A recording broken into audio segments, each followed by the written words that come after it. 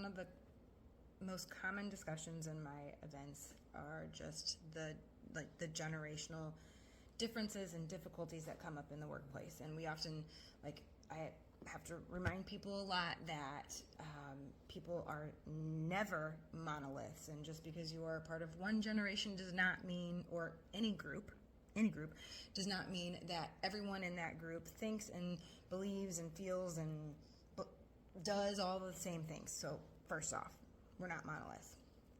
And so there's often, though, this complaint about, especially a younger generation in the workplace. And so I challenge those notions on, I don't think they don't want to work. I just believe that their definitions of work are very different than from how they saw their parents do it.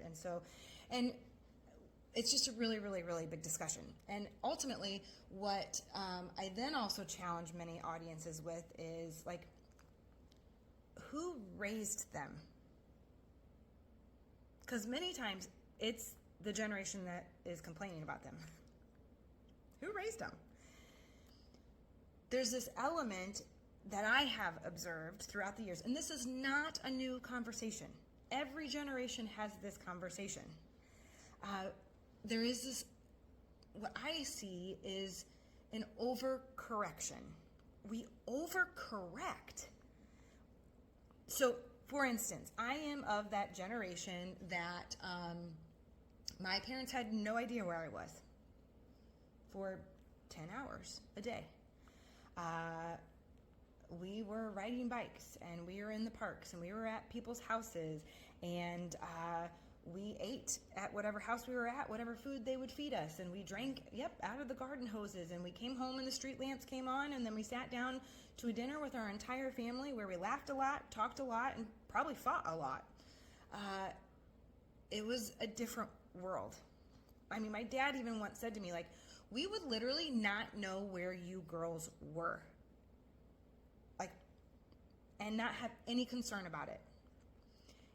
And it's just so different nowadays. And it is different. The world is different. In many ways, it is harder. What I think, though, that that generation, that for me has raised it was a great childhood. It was a great way to grow up, and I'm super grateful for it. And it did create this part of me that tends to be very independent, which can be a really great thing, except it also can be hyper independence, where I don't reach out for help, and I isolate, and I insist on doing things all by myself, even though that's not how we were ever meant to do them. It also, though, for me, because my personality, my traumas, my childhood wounds, we all have them, for me also created this person that, I wasn't ever quite sure where I was getting love. And so oftentimes I sought it outside of myself. And I say all of this to say, because so that my generation is now raising children, has raised children. And in some ways, what I have observed, especially as a therapist throughout the years and working with many, many people, is that we have overcorrected. So we went from not being involved at all and not having no idea where our children were all day long to knowing exactly where they are every single minute of the day because we track them. We do many, many things for them. We overschedule them. They're never quite bored, and we really struggle to let them struggle. And when people don't struggle, when things are fixed for us, we don't learn resilience. We've overcorrected. And this week especially, I'm being reminded of this lesson because every 4 to 8 years in the United States, we have a change in the party who is at the helm. And the first week is always really hard because it seems like they undo everything of the previous administration. And I got to wondering, is that overcorrection too? And I don't really want to talk about any of that stuff because I'm finding that many of us are not in great places to talk about it.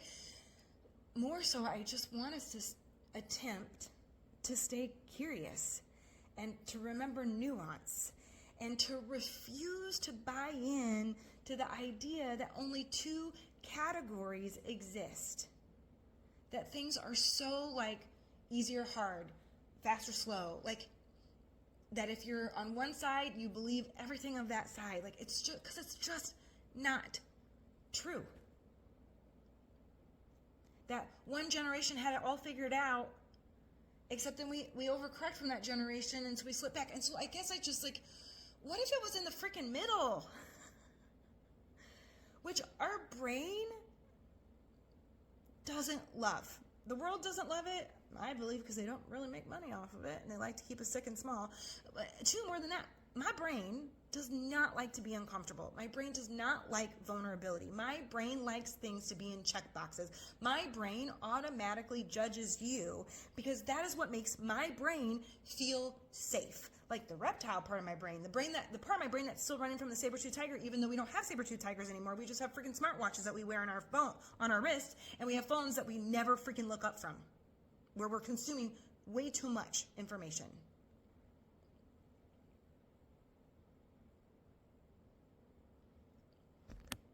So it's a really, really long video that I don't know if anybody even will watch. I guess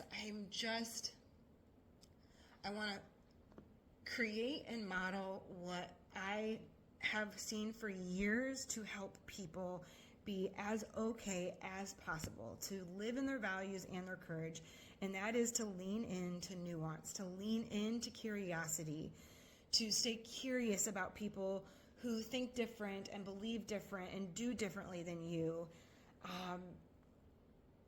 and to maybe lean into that like messy freaking middle so that we stop undulating between the two extremes of something. And yes, I know we have to do it in a messed up system, many messed up systems. I know that.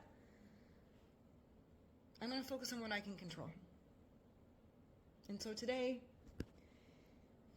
it's recording a over freaking 7-minute video for you.